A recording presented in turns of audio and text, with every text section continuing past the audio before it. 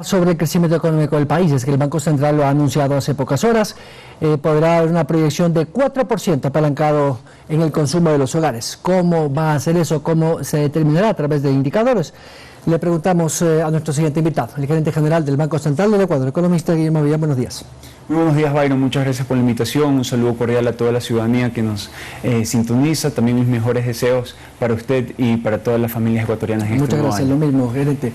Ahora, esta proyección del crecimiento, imagino que, como bien dicen ustedes en su informe técnico y bajo los indicadores, se debe a la recuperación del consumo en los hogares ecuatorianos en el último trimestre del 2021. ¿Bajo qué parámetros? Efectivamente, Byron, el Banco Central del Ecuador publicó los resultados de las cuentas nacionales correspondientes al tercer trimestre del 2021. En estas cuentas, en estos resultados, se puede apreciar que la economía ecuatoriana reporta un crecimiento interanual de 5,6% en el tercer trimestre del 2021 en comparación al mismo periodo del año anterior. Es importante destacar que este crecimiento se da principalmente por la recuperación del consumo de los hogares, que ya regresa a niveles del año 2019, es decir, prepandemia, lo cual es algo muy positivo porque el consumo de los hogares representa un poco más del 60% del Producto Interno Bruto. También se reporta una recuperación en el componente de inversión o formación bruta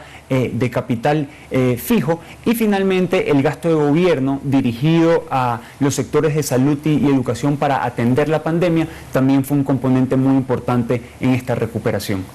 ¿Qué bienes y servicios son los que más han demandado los consumidores el año pasado? Para tener una idea de por dónde va el consumo, qué industrias son las que se han beneficiado mejor o qué industrias han impulsado la reactivación. De acuerdo. En el tercer trimestre ya podemos ver del 2021 con claridad el efecto positivo que tiene la pandemia, que tiene el programa de vacunación en la ciudadanía. Y se puede apreciar que el comercio ya crece al 14% en el tercer trimestre. También podemos ver que la industria de alojamiento y servicios de comida reporta un crecimiento. Tenemos la lámina precisamente en sus pantallas para que puedan... Perfecto, ahí lo podemos ver. Sí. La industria de alojamiento y servicios crece alrededor del 38%. Turismo.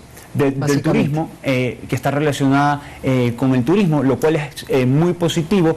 También se puede apreciar que la acuicultura y pesca de camarón se consolida como la principal industria exportadora no petrolera del país, al reportar un crecimiento de 19%. Me gustaría detenerme allí en lo que es exportación de camarón. Según algunas revistas especializadas de acuacultura, Ecuador se convirtió en el primer productor mundial de camarón, muy por encima de los tradicionales Vietnam, Indonesia y otros países del Asia. Esto se debe también, me imagino, al buen desempeño de la industria como tal, pero está superando al banano como el primer producto exportable no tradicional, o mejor dicho, no petrolero. Sí, de acuerdo. Se consolida ya a partir de este año como el principal producto exportador no petrolero. Es una recuperación muy importante después de 2 décadas de trabajo arduo que se ha tenido en estos sectores.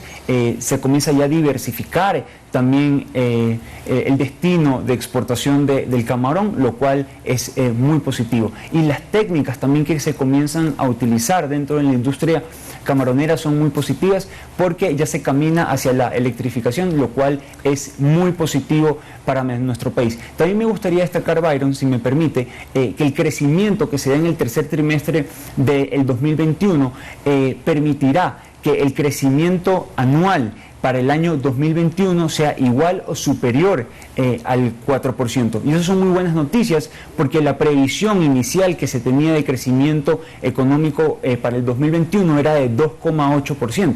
Estuviéramos pasando de 2,8 a 4%. Y el crecimiento interanual del 5,6 que estábamos hablando recientemente se debe básicamente a 3 factores. Habíamos hablado del incremento en el consumo de los hogares, ¿verdad?, que crece, ya regresa a niveles prepandemia, es decir, también tenemos aquí esta gráfica que ustedes pueden apreciar. El consumo de los hogares. El consumo en los hogares. Lo tenemos en pantalla. Exactamente, ya regresa a niveles del tercer trimestre del 2019, lo cual es muy positivo. Este componente representa el 60% del Producto Interno Bruto. Esta recuperación se debe principalmente a que el mercado laboral ha mejorado, el empleo adecuado. Sí, hay nuevos empleos, por lo tanto, ingresan a ese mercado de consumidores. Exactamente, y entonces eso, digamos, genera mayor consumo. El crédito también se ha reactivado con mucha fuerza, tanto en los bancos como en las cooperativas. Podemos ver que al mes de noviembre la cartera de crédito de los bancos crece a más del 13%, y en el caso de las cooperativas a un poco más del 22%, lo cual también impulsa el consumo. Y finalmente las remesas también tienen un incremento importante hasta el primer semestre. Me gustaría hablar de las remesas. ¿Cuánto se ha recuperado? Porque también veo que son cifras importantes, muy similares a las del 2019. Sí, de acuerdo, incluso superiores. Las remesas alcanzaron un nivel muy alto en el 2020, a pesar de la pandemia, digamos, la generosidad de nuestros migrantes hacia sus familias y nuestro país. Y llegan en el primer semestre a cerca de 1.400 millones, y en el primer semestre del 2021, un año después, podemos ver que ya superan los 2.000 millones de dólares. Principalmente vienen los recursos desde Estados Unidos, cerca del 62% vienen las remesas de ahí. Después tenemos España e Italia. Gerente, me gustaría hablar del tema del crédito, porque hace muy pocos días la Junta de Regulación y usted presentaron ese nuevo cuadro de las tablas, ¿no? Mínimas y máximas para el cobro de tasas de intereses, pero en algunos sectores de la economía, pero sobre todo en algunos analistas, dijeron que podría haberse hecho un mejor esfuerzo para reducir un poco más. ¿Cuáles fueron esos indicadores técnicos que utilizó la Junta? Bien, el Banco Central del Ecuador dio cumplimiento a las normativas y resoluciones aprobadas por la anterior Junta Monetaria y Financiera, y desarrolló esta metodología basada en 4 componentes. Primero, el costo del fondeo, los gastos operativos, tanto fijos y variables, de las entidades financieras, el riesgo de crédito y el costo de capital. Lo que se busca con esta metodología es establecer las tasas máximas, que por ley hasta ahora se lo debe hacer, de manera técnica, ¿no? Tener un respaldo técnico. Y lo importante es que previo a que entre en vigencia esta metodología en enero de este año, ya las tasas ya venían bajando de manera importante.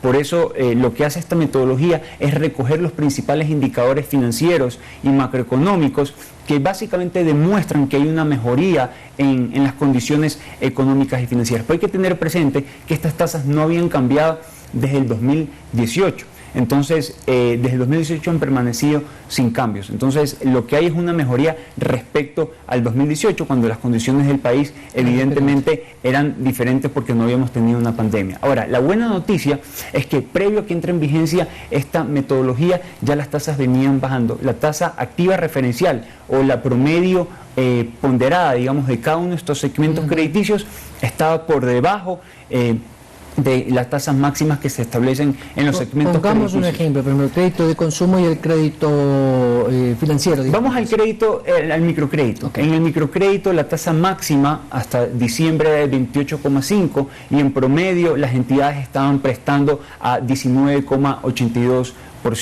En el caso del microcrédito de acumulación simple, la tasa máxima era 25,50 y las entidades estaban prestando alrededor del 21%. Entonces, son buenas noticias, porque la tendencia es hacia la baja, tanto en el sector cooperativista como en el sector bancario.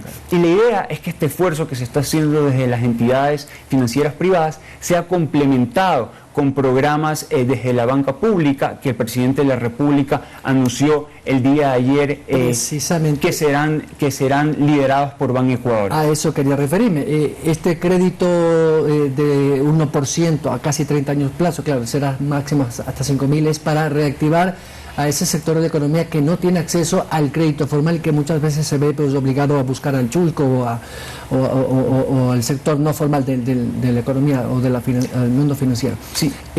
¿Cómo competir con tasas así? Es decir, una pequeña cooperativa o una caja de ahorros no va a poder competir con el 1% que va a dar, cual no sé cómo esto va a entrar a competir en el mercado formal del mundo financiero. Usted lo ha dicho muy bien. El problema principal en materia de financiamiento es el financiamiento ilegal, donde las personas son víctimas del chulco, ponen en riesgo su seguridad y de sus familias. La tasa de interés puede llegar hasta 1.200%. Los usuarios o las personas que acceden o son víctimas del financiamiento ilegal no se dan cuenta de esto porque los cobran en cuotas diarias, pero si uno saca la tasa de interés anual...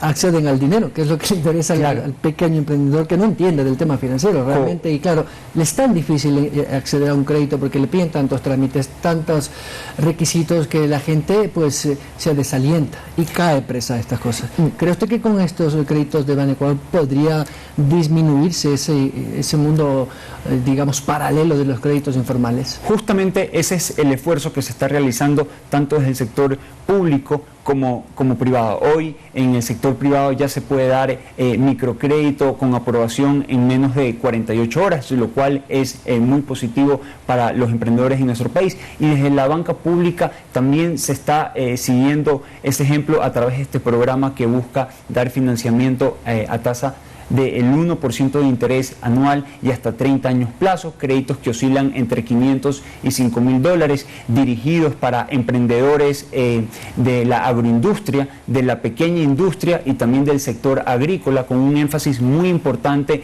en mujeres emprendedoras. Entonces, con estos productos se intenta dar respuesta a las necesidades de los emprendedores en nuestro país en estas áreas tan importantes. Lo que busca esto es evidentemente impulsar la inversión, que esto se transforme en generación de empleo en nuestro país y un mayor consumo de los hogares. Es importante mencionar que en esta primera fase se tiene planificado, de acuerdo a la información que ha manifestado el presidente de la República, desembolsar 100 millones de dólares que van a ayudar a más de 40.000 familias en este primer periodo, ¿no? Estamos ya a 3 minutos de finalizar, mi querido gerente, y quería preguntarle si la inflación prevista para este año podría manejarse por debajo de un punto, como se prevén en algunas instancias. ¿Cree usted que no habrá ningún choque externo o interno con estas nuevas cargas impositivas y eso que haga un poco más cara la vida?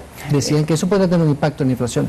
De acuerdo al Instituto Nacional de Estadísticas y Censos, el INEC, las últimas cifras que tenemos están por debajo del 2% esa inflación. No consideramos al menos que en el corto plazo vaya a haber un incremento importante en la inflación. De hecho, está por debajo del 2% la inflación pronosticada por parte del sector público, de las entidades encargadas. Por lo tanto, consideramos que el entorno macro va a ser bastante favorable, inflación baja, la tendencia de las tasas de interés a la baja. También hay que destacar la recuperación de la reserva internacional. Por primera vez en un diciembre cerramos un año con reservas internacionales superiores, cercanas a los 8.000 millones de dólares. Son recursos que llegan a la economía, que se destinan a sectores desde el sector público al sector de la salud, de la educación. El sector exportador recibe divisas para generar trabajo y realizar mayores inversiones. El hecho de también que las reservas internacionales se encuentren altas demuestra la confianza también del sector privado en las políticas públicas del gobierno y del Banco Central del Ecuador. Enhorabuena por el crecimiento del país. Muchas gracias, economista. A usted, Bari. Guillermo Avellán, gerente general del Banco Central del Ecuador. Nos vamos. Hoy a la señora Sandra Orbe tendrá el resumen informativo de esta jornada. De mi parte, buenos días.